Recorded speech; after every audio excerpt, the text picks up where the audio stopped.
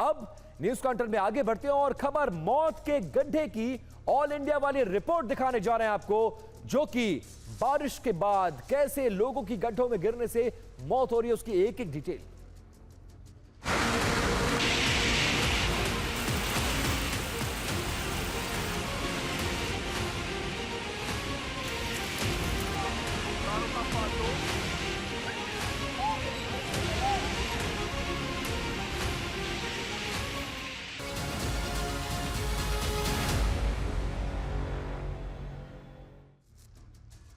अब देश भर से आसमान से आफत बरस रही है। कहीं बाढ़ का कहर है तो कहीं लैंडस्लाइड्स का डर है, कहीं नदियां उफान पर हैं तो कहीं समंदर से उठता हाई टाइड लोगों की परेशानी को बढ़ा रहा है। बारिश जो आमतौर पर गर्मी से राहत देती है, वही अब इस बार आफत वाली बारिश कही जा रही है। कई राज्यों में, पहाड़ के इलाकों में, समंदर के इलाकों में बहुत बड़ी दिक्कतें हो रही है। ये 4 तस्वीरें आपको दिखाते हैं। सबसे पहली तस्वीर देखिए, मुंबई में आफत की बारिश 24 घंटे से लगातार चल रही है और लोगों को राहत नहीं दे रही है। उज्जैन में हालात देखिए क्या है। ये मंदिर परिसर है, पूरा मंदिर परिसर, पूरा वो कॉरिडोर डूबा नजर आ रहा है। इसके बाद तीसरी तस्वीर यहां पर देखिए, मलबे में फंसी गाड़ियां। ये किन्नौर की पहाड़ियों की बात, कैसे नाले में उफान आ गया। और चौथी तस्वीर अस्पतालों में, जयपुर की है।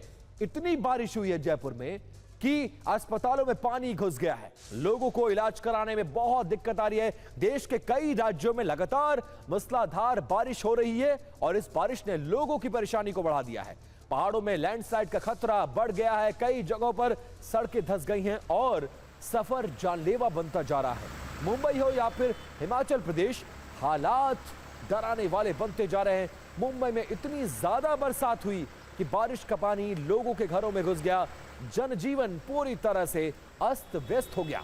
मध्य प्रदेश के उज्जैन में शिप्रा नदी पर उफान देखा गया है और नदी के किनारे बसे इलाकों में खतरे की घंटी बज चुकी है। और वहीं बात मुंबई की, जहां पर मानसून राहत लेकर आया लेकिन अब आफत बनकर बरस रहा है।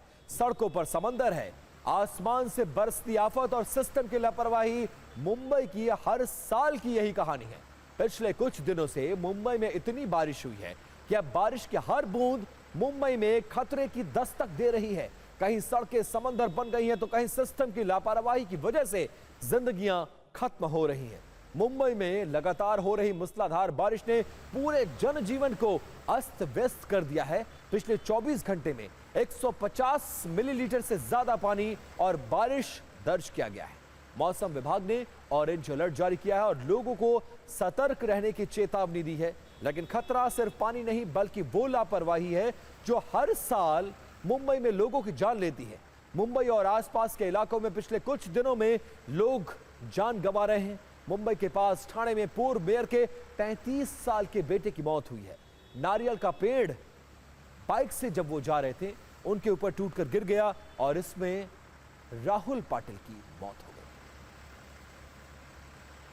जगह जगह वाटर लॉगिंग मुंबई वासियों के लिए काफ़ी समस्या जो है वो बन जाती है। देखिए साफ तौर पर जो गटर है, जो मैनहोल जिससे कल एक शख्स की मौत हो जाती है, वो साफ तौर देखिए उसे खोल दिया गया है ताकि पानी का जो ड्रेनेज सिस्टम है वो चलता रहे और पानी जो है वो रुकना नहीं चाहिए। इसी वजह से आप साफ तौर पर देखिए कि मुंबई के कई निचले इलाकों में पानी की जो समस्या वो होती हुई दिखाई देती है, क्योंकि कुछ ही दिन पहले, बरसात के कुछ दिन पहले जो नाले की सफाई है वो शुरू की जाती है।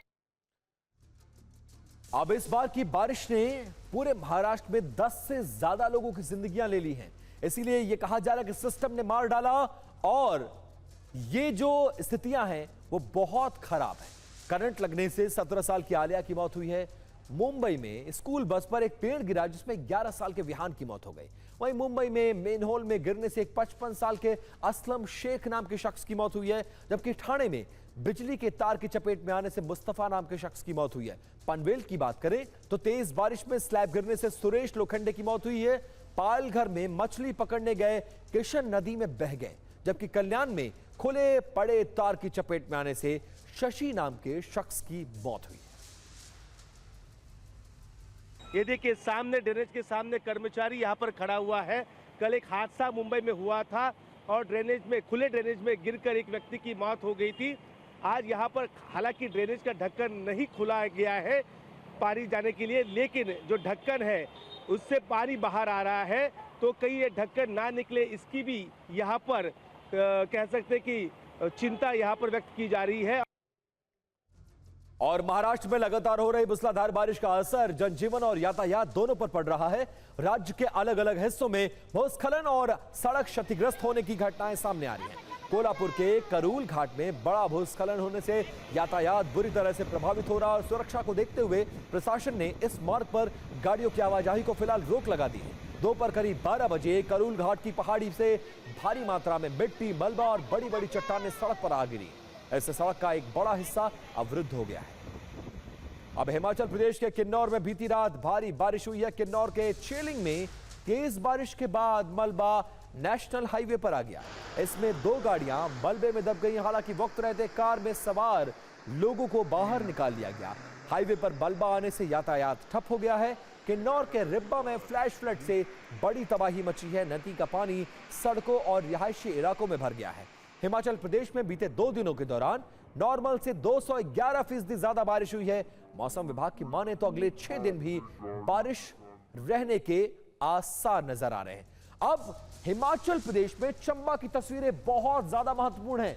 भरमौर के पहाड़ी इलाके में फंसे 24 श्रद्धालुओं को कैसे रेस्क्यू किया जा रहा है, ये बिग वॉल पर ये तस्वीरें देखिए।